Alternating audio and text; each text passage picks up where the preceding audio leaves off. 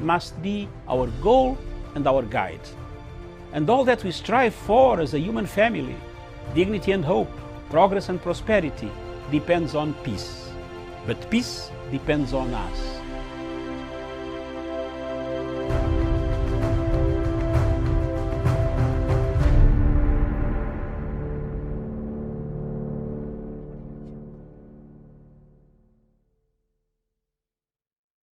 A very good afternoon to you. About 13 minutes to 1 here in Nairobi. Thank you so much for joining us. This is Diaspora Dispatches, where we get to look at the news-making headlines across the African continent and other stories across the world that affect us. So we shall, as usual, go through some of the news-making headlines across the continent, and then we will choose a few to talk about. And if there's anything out there that is happening that you feel should come to our attention, please feel very free to share with us at the comment section, and I shall go through some of that, and I shall share with the rest of our viewers. But first of all, I want us to look at where we stand right now in regards to the statistics of the COVID-19 in the continent. And Kenya right now, just a few countries I'll go through. Kenya right now, the cases stands at 1,348. The death toll is 52. Recoveries is 405. Uganda, the cases is at 253. Recoveries is 69. Tanzania has not given us the latest update, so we shall skip that. Zambia, the cases right now is at 920. The death toll is 7, recoveries is 336. Zimbabwe, 56 people have been confirmed. 4 people have died. Recoveries right now is at 25. And South Sudan, the cases right now have gone up to 806, and the death toll there is 8, recoveries is 6. And Sudan itself, the cases right now is at 3,976. The death toll is at 170, recoveries is 503. Ethiopia, the cases is at 701. The death toll is 6, and recoveries is 167. Madagascar has, which we shall look at, the land of the COVID organics. Right now, the total number of confirmed cases has really gone up to 586. 2 people have died. Recoveries is at 147.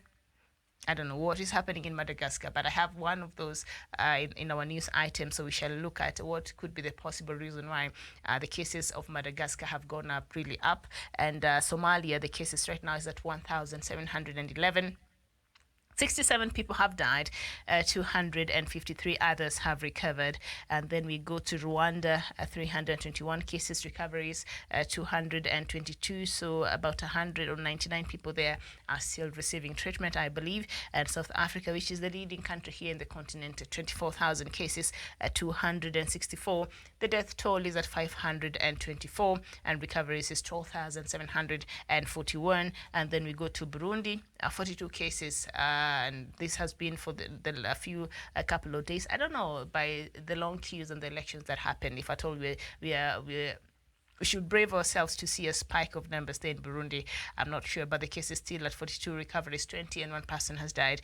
The total number of cases in Africa right now stands at 119,121, and the number of people who have died from the COVID-19 is 3,572. Recoveries is 48,367, and then the global cases right now have way past 5 million, and they stand at 5,698,246. The death toll worldwide is 352,461, and global recoveries is 2,443,461. So we see their Africa cases are going up there slowly but surely. Right now, as I said there, the total number of confirmed cases at 119,121, and I'm sure this that figure might have changed now because we had prepared this just about an hour ago. So there's a possibility that the figures there have changed. So thank you so much. I don't know what are the numbers in your country, wherever you're watching us from this afternoon, or is it a morning where you're watching us from? I know the people from the western part of Africa and the southern part, perhaps it's morning there. Is it supposed to be afternoon now? It's morning approaching afternoon. All right, and morning in other places. So we look at some of the news making headlines, and then we shall discuss as we proceed. And World Health Organization has raised concerns that COVID-19 might impact negatively on Africa's fight against malaria. World Health Organization team leader for malaria, Dr. Akpaka Kalu, told the BBC's Focus on Africa radio that anyone exhibiting fever should seek medical care. He said some patients were afraid of seeking treatment during the ongoing coronavirus pandemic, yet fever is also a symptom for malaria. And then we go to Nigeria, where Nigeria will continue with the planned clinical trials on malaria drug hydroxychloroquine on COVID-19 patients, even after World Health Organization halted a similar effort because of the safety fears. The director of Nigeria's National Agency for Food and Drug Administration and Control, Majisola Adeyeye, told a local broadcaster that she does not dispute World Health Organization's conclusions, but they want to generate their own data. And then we move to Zimbabwe, where 3 Zimbabwean opposition members who say they were victims of state torture have been charged with public violence. The 3 members of parliament, Joanna Mamombe, and 2 youth leaders are accused of promoting public violence on 13th of May and flouting coronavirus lockdown regulations. Now the charges have been laid while the 3 remain in hospital receiving a treatment for their injuries. The 3 female opposition members say they were abducted after the protest and sexually assaulted by state agents. Now the government denies any responsibility and says the abductions were faked. And also 2 journalists who were arrested last week were trying to interview the 3 journalists were granted bail on Tuesday. And then we go to South Africa, where the president there, Cyril Ramaphosa, has announced that places of worship will be reopened on 1st June with strict guidelines to prevent the spread of coronavirus. Churches, mosques, temples, and other recognized places of worship will be required to ensure worshippers keep distance. Only 50 or less people will be allowed to attend a worship, depending on the size of the worship place. All worshippers will be required to wear masks and sanitize. President Ramaphosa acknowledged the roles religious leaders play in the community, including counseling and prayers. I don't know if this is the right move there in South Africa, owing to the very high numbers there from the country. As I read there earlier, South African numbers right now are 24,000, and they've seen over 500 deaths. So I don't know if this is a death trap by opening religious places, because you cannot turn a person back. You know, like, people have come to worship, and I know churches have been closed down for now months now in across the world, all places of worship, mosques and synagogues and all that.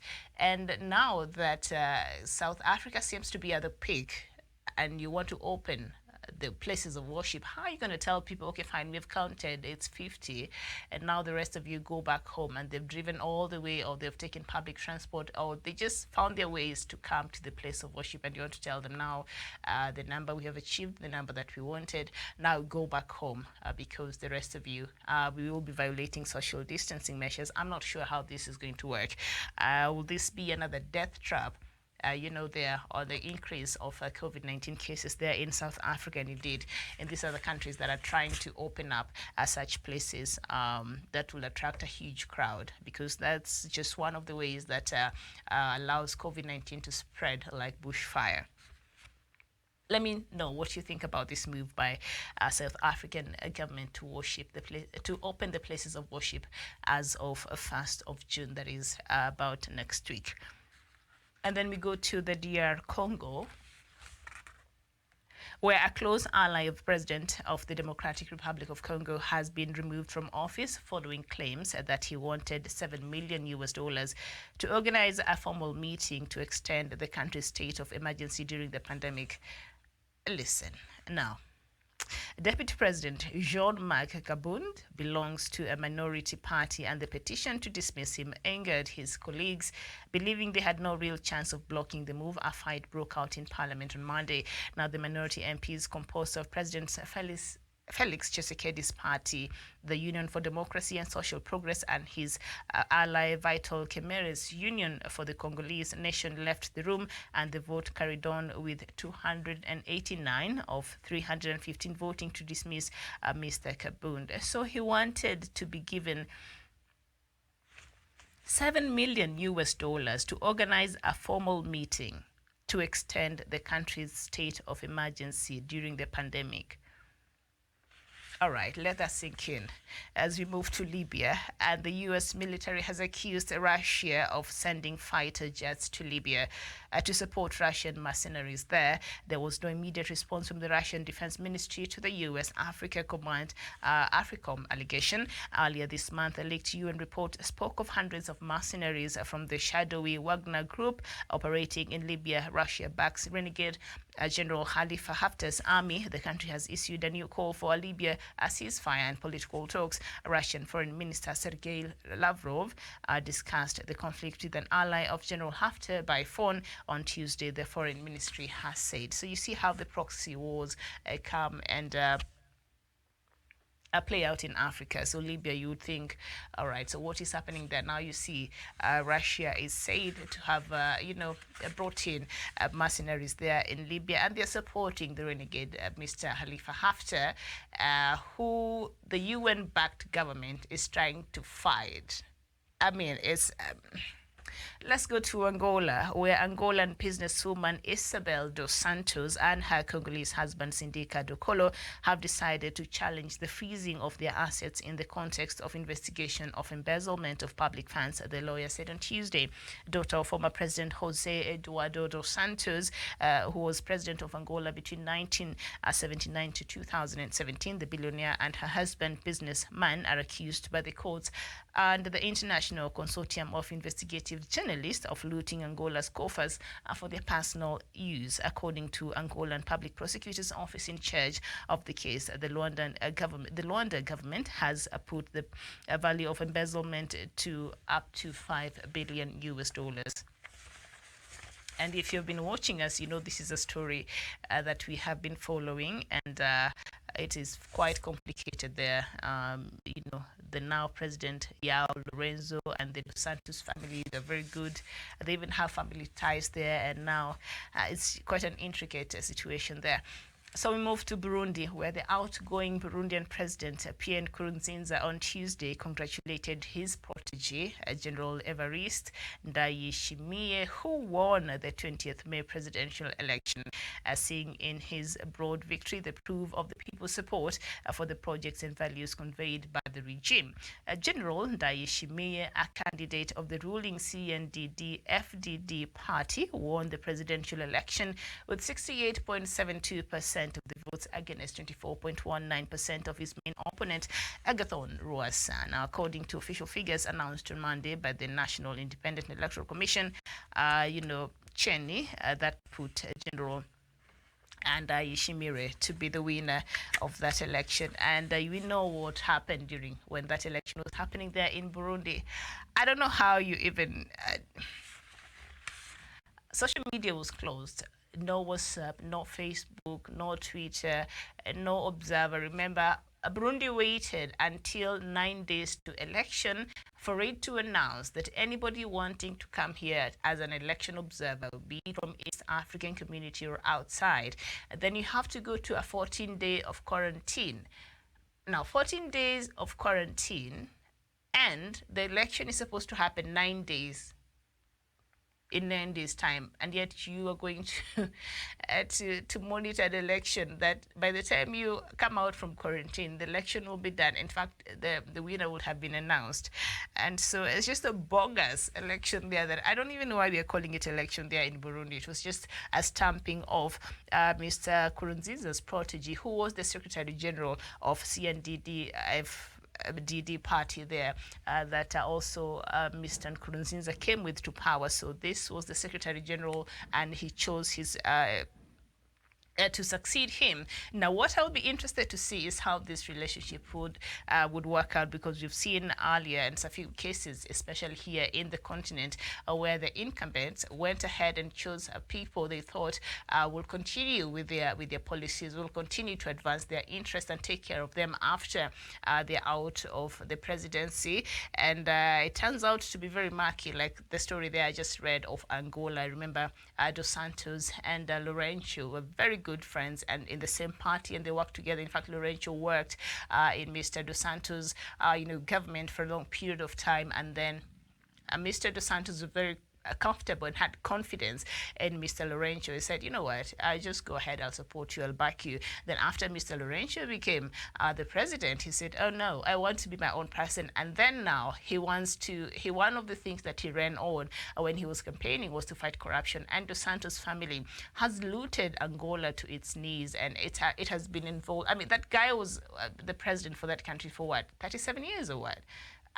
Such a long period of time. So obviously, a lot of corruption happened under his watch. Obviously, the country was looted under his watch. And when you see even how Isabel Dos Santos, who is the richest, not one of, but Isabel Dos Santos is the richest woman in Africa. She leads the pack, like, Oprah Winfrey, one of the richest black women and women in the world. So Isabel Dos Santos is the richest woman in Africa. But when you see how she acquired her wealth and all of that, and using her father's, position to enrich herself and all that, so Dos Santos' family is just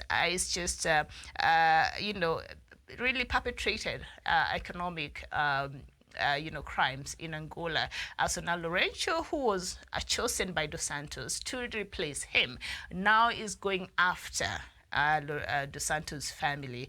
And what is interesting there is even one of the kids, I think Lorenzo's son wanted to marry Dos Santos' daughter, something like that, or vice versa. So that also got very affected.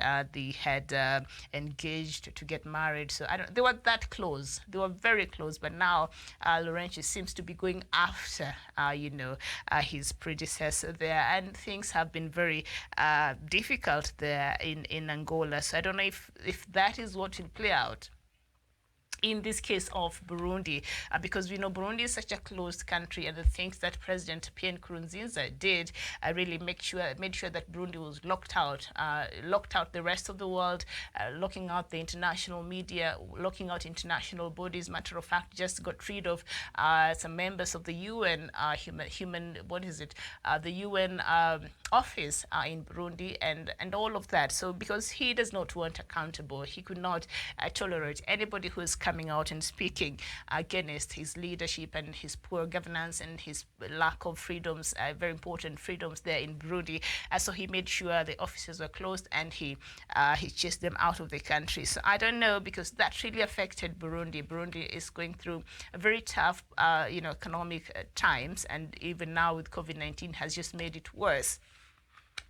So the country is not really benefiting. So I don't know if this new president, General Ndayishimiye, will continue with the same policies of Mr. Nkurunziza, or will try to chart new ways in his leadership to see that Burundi is opened back again to the rest of the world and is able to benefit from mutual trade and agreements and world bodies in regards to just improving on its diplomacy with the rest of the world, so that Burundi is able really to gain in terms of other things relating to trade and other sectors across that Burundi has been missing out because of some things President Nkurunziza was doing that even attracted a few sanctions there. So it will be interesting that maybe he just played nice to Mr. Nkurunziza so that he gets the ticket.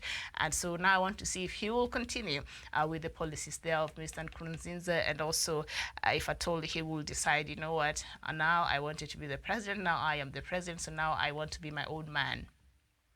So we shall wait and see how that will play out. And I don't even want to make reference of the same situation that is happening in Botswana. If you know, the current president, Mokgweetsi Masisi, and the former, who also brought him to power, Mr. Ian Khama, and relationship has become very frosty.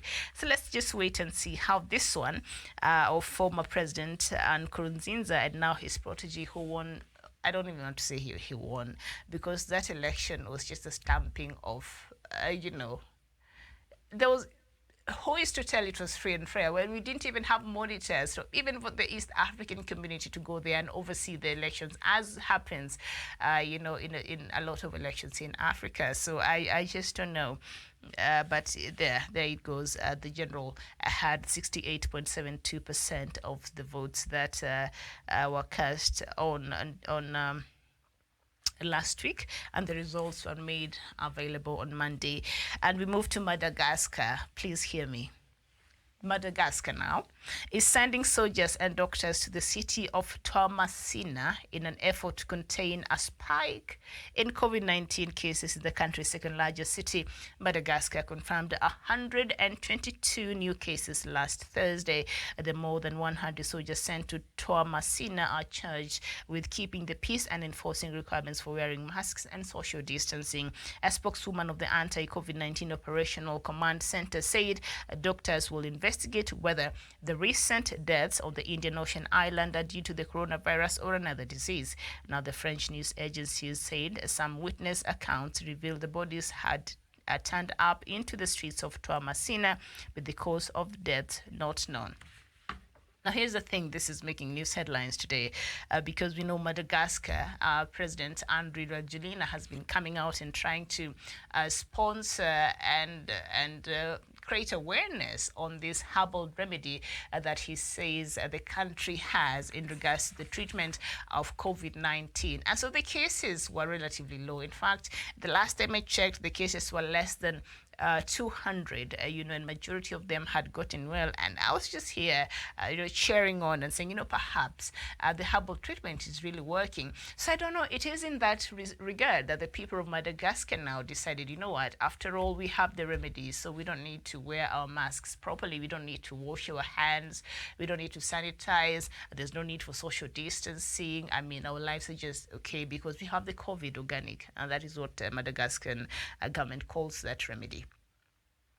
Or maybe it's the attitude of the people that has made these cases spike. Now, the Madagascar, the cases right now, I was shocked when I was reading in the morning. The cases right now is over 500, I believe. Let me just take a look at that. The cases is over 500, and yet sometimes back last week, the cases were less than 200. So what has really happened? And yet, what is really astounding with this is the government had ordered the people of Madagascar, the children, the people, when you go out, you have to take a bottle of the COVID organic. So I don't know why. Is that remedy, is it working really? Is that why the World Health Organization and AU and ECOWAS have been very slow in receiving it? Because if this medicine really works there, then why is it that you have these high numbers of deaths there, of high numbers of infections there from Madagascar? And is that why? Because World Health Organization was saying, we have to take this to the lab, we have to test it and see its efficacy and see whatever it is, but they were very slow until today. So the confirmed cases today in Madagascar stands at 586. 2 people have died and 147 others have recovered. So what is going on there in Madagascar? Is it the people's attitude and behavior that must have addressed the spike in the numbers there of COVID-19, or is it because the COVID organic that has been being, advocated for by the government there of Madagascar as a possible solution to coronavirus? Is it really working? Is it really working? Because why? A lot of people have taken it. Students were told to take it before they go back to school. And it is available all over Madagascar. And why, if people are taking it, why is it that the numbers have gone up? And are we likely to see a more increase in the numbers there? These are questions that we have to ask. And perhaps this is when World Health Organization and AU and other countries like South Africa that say that it will help Madagascar in taking in this herbal remedy and testing its efficacy and its ability to cure anything. Why haven't they not done this so that they can perhaps help in saving a lot of lives? People who might be thinking, we have a solution, and the COVID organic might be the solution, and maybe it's not. Because if it were, why are the numbers? Where is this one person here? Where is W.H.O? He has been the one here who has been convincing us all this time. I don't know if he's watching. Emmanuel Maluel, I see you're saying insecurity in South Sudan is alarming as 4 dead, 5 injured in Yei, Maridi Road, ambushed by unknown gunmen. So that is the COVID organic there, as Doctor loves to call it. Yummy, yummy. I don't know where he is. I would have loved to hear his opinion on why the numbers there in Madagascar has skyrocketed. And then the United Nations Secretary General has urged developed countries to adopt strict measures as done in Africa to curb the spread of coronavirus. Antonio Guterres says Africa has proved the world otherwise after it was projected in March that the pandemic would decimate the continent. Shame on them. Like experts had earlier projected, the famine and uncontrollable deaths related to coronavirus could hit Africa. They claimed with high levels of poverty, urban density, and widespread infectious diseases, limited access to healthcare, and overcrowded informal settlements, the risk factors threatened to exacerbate the pandemic on the continent, but there has been fewer deaths related to coronavirus throughout Africa and relatively low cases compared to the developed world. So they're saying, you know what? We know that you're a very dark continent, and we know that you already are predisposed to very just bad conditions already. So they had really, according to their focus, they had really, just hoping. And I remember I keep talking about this interview I watched of Melinda Gates, Bill Gates' wife, and she was being interviewed.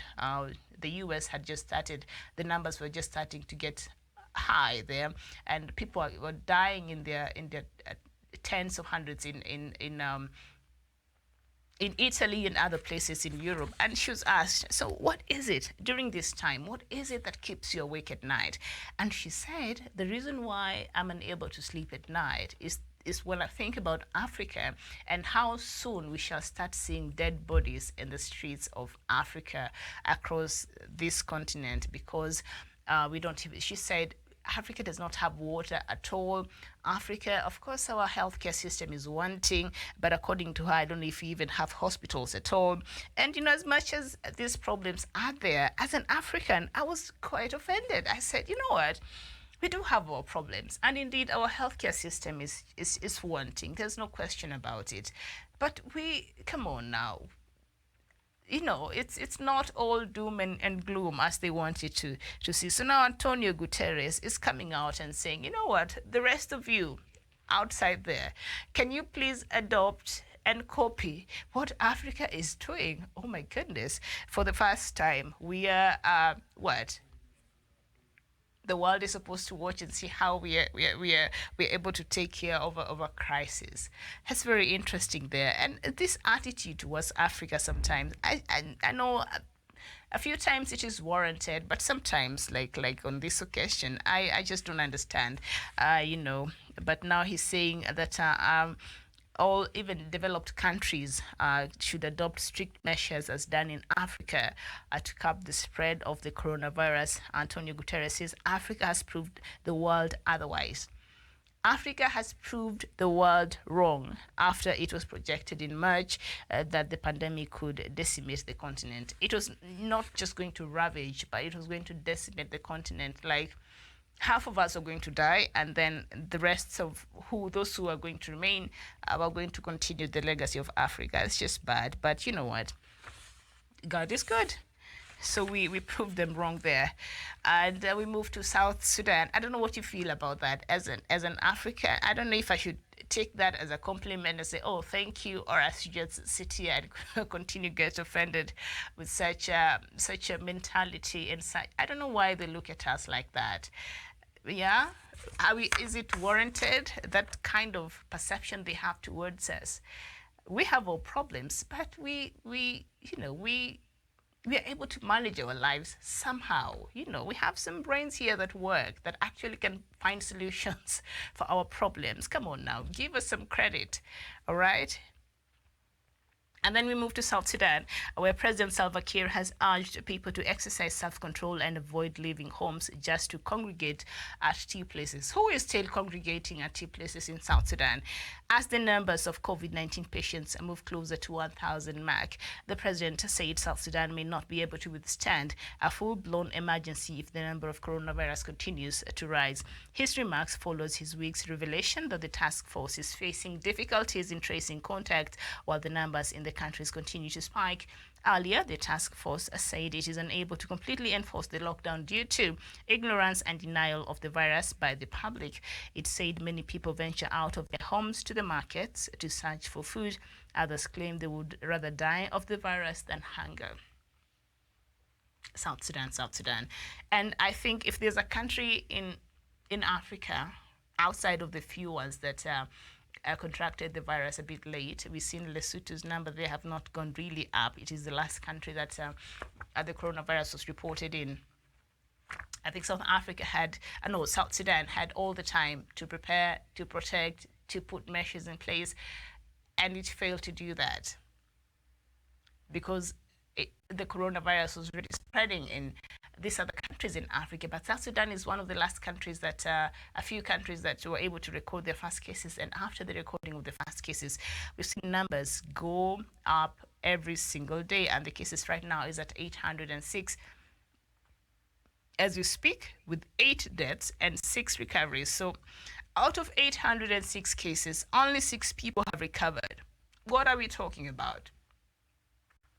That is a serious problem there facing the public there in South Sudan, and I don't know why the government did not put measures in place. So now you hear here from this news item, they're saying the task force, which half of it has contracted COVID-19, and we're praying for their quick recoveries, is saying that they're facing difficulties in tracing contacts. Well, people just don't care. They're saying we'd rather just die of coronavirus than we sit in the house or dying of hunger. So you're hearing President Salva Kiir telling people not to leave their homes, to congregate and to have tea. Why are people still going out in restaurants to have tea? Why are restaurants not closed down yet? I do not understand because such an attitude and such I don't care attitude, I think, is what got Sudan to where it is today, because even Sudan, the public there was very reluctant, was not very receptive. Even they're being told to wash your hands, social distance and all that. And right now, as we speak, Sudan is nearing 4,000 cases, and remember the shared borders with South Sudan, so it is possible for the transmission there. So that is the same attitude that now we see here being exhibited in South Sudan. Sometimes you have to be very, very strong. The leadership has to come down very, very strong, because the people don't know. It appears they don't understand the magnitude of this problem we're calling COVID-19, because they have been dealing with problems all of their lives there in South Sudan. So COVID-19 is what? A flu? I mean, really, we'll go to the market and get our foods. Are we having awareness being created? Are we having the local leadership engaged? Are we having people found solutions? Are we having people being told what is happening? Because the last I checked, I don't know if there's enough public awareness that has been done there in South Sudan so that people can really understand what is happening and when it comes to COVID-19 and how they can contract this illness and how they should keep themselves safe. So the government needs to do enough. And just telling people to stop congregating at tea places is not enough. Can you close down the restaurants? Why are we still having the restaurants open? Kenya, we had the restaurants closed for what? Nearly 2 months. And all public places that offers, services, majority of them are closed. So can you just make those measures, and then maybe you might save a generation there, President Salva Kiir. So just telling people don't go to the cafes and have tea and meet and socialize, that is not enough. Put measures in place. Put your foot down as the leader of South Sudan. Now that you have established, the people there are not paying attention, are not adhering to these measures.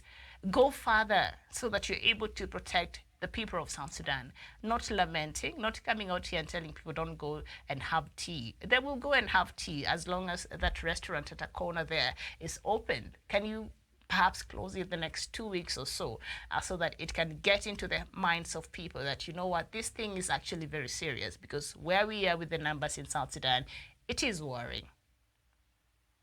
The same way where we are with the numbers of Kenya here, it is worrying, because we have a few elements around here who also have an attitude that is not helpful to the rest of us. And we move to Rwanda. And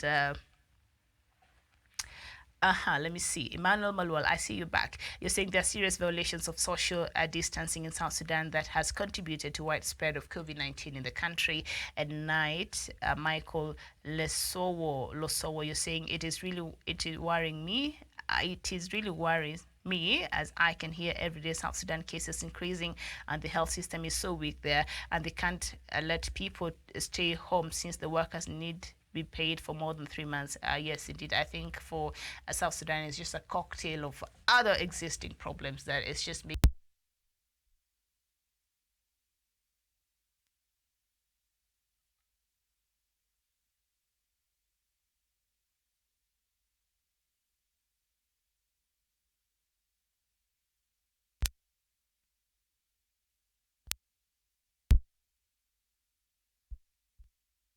It's just coming out of trying to find a peace. The country is just coming out of a war there. So people in the refugee camps, people who don't, the homes there, perhaps they can't even observe social distancing measures there.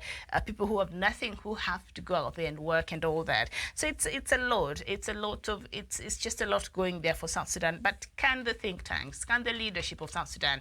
Because the last I checked, the country had 24 beds set aside for coronavirus cases, and the rest of you all are being told go home and social distance. How are you going to social distance when you're living in a refugee camp? How are you going to social distance when you're living in a hut with 6 people you're sharing the same space with, and there's no space you can go and social distance there and stay isolated for 14 days? So we have to be practical about some of these things. And when I was reading these stories at the beginning, when South Sudan had like 1 case, and then 2 cases, and then 4, and then 5, and then 8, and you're like, okay, not too bad. And I could hear such news coming from South Sudan, like you're being tested and told to go home and social distance. I was just sitting here thinking, okay, it's just a matter of time before we see these numbers go up. And now see. And the last I checked, this coronavirus, task force, I don't know what they've been doing. I don't know what strategies they have in place. I don't know what level of preparedness they've had for the country. Last I checked, the country had only 24 beds. So these other people, where are they being taken to quarantine? Where are they receiving, their treatment from? So these are very important questions there that we need to ask, even as the figures there in South Sudan keep going up. And, Michael Losoa, I'm worried just as you were there. And then we go to Rwanda. We're following the surprise arrest of one of the world's most wanted fugitives and alleged financier of the 1994 genocides against the Tutsi, Felicien Kabuga, on May 6th in Paris. The drama has now moved to the court. On May 19th, Kabuga appeared in a French court in Paris in a wheelchair, dressed in jeans and a blue jumper, and wearing a face mask. Accompanied by his family, Mr. Kabuga spoke in a shaky voice through an interpreter, as he preferred to speak in Kinyarwanda, confirming his name and saying he was born in 1935. It was a procedural court hearing to pass the case to investigate judges who will decide whether to hand Kabuga to a United Nations court handling crimes against humanity. Now, the court on Thursday, May 21st, decided to delay until next week the hearing on whether to hand Kabuga to the UN's International Residual Mechanism for Criminal Tribunals based at The Hague. Reports by AP says Kabuga's defense lawyer Laurent Bayon said in a statement that the court that the Kabuga wished to be tried in France, citing health reasons. He did not give details, and he says we have 8 days more to prepare. So Kabuga now prefers to be tried in France and not to be extradited to Rwanda or to be taken to that other court at The Hague. So interesting there. I don't know why he would choose there, but for obvious reasons, perhaps if he feels should he be extradited to Rwanda, obviously he's not going to get a fair hearing. I don't know. Maybe that's his thinking, I'm guessing. And then we end with Cameroon, where a group of trade unions in Cameroon's education sector has opposed the government's plan to reopen schools on June 1st for students of examination classes. The union said opening schools exposed students and teachers to the COVID-19 virus. According to Africa Center for Disease Control and Prevention, the Central African country had recorded 4,890 positive cases 165 deaths and 1,865 recoveries by Monday. So, of course, the numbers have gone up. In a petition to the Prime Minister and Head of Government, Mr. Joseph Dion Ngute, some 19 trade unions, including the Cameroon Teachers Trade Union and Teachers Association of Cameroon, urged the government to suspend the opening of schools and only evaluate students on work already done. Like, why are you opening schools right now when the country's numbers there are continuing to go up? The same thing that is happening in South Africa. What is the rush to open churches? Why do you want to open churches? And yet, how are the pastors and the ushers, how are they going to ensure that social distancing will be observed? And we know how greedy the churches are in this continent, because a lot of churches in this continent, to be very honest, I'm a Christian and I'm a believer, to be honest with you, they're just out there to make profit and to make money. So the more the people, the more the offering. And right now they've been out of the business for quite a while now. So you want to tell me they will come there and tell worshippers, okay, so we have attained the proper number that is enough for social distancing in regards to the space we have here. So the rest of you, please go on back home and continue watching us online or otherwise.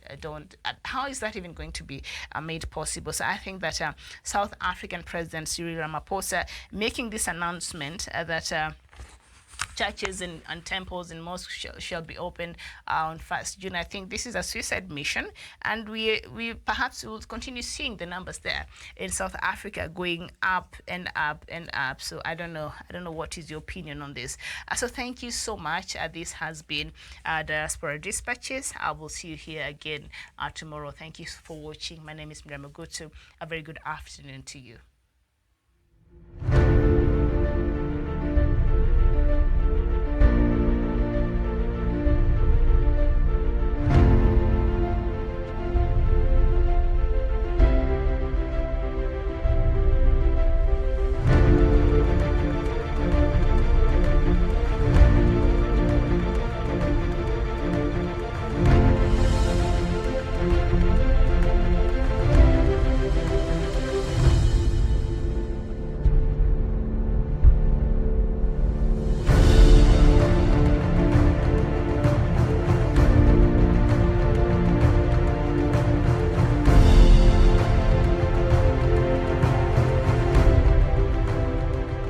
Peace must be our goal and our guide.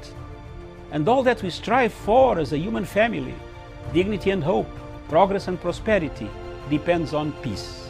But peace depends on us.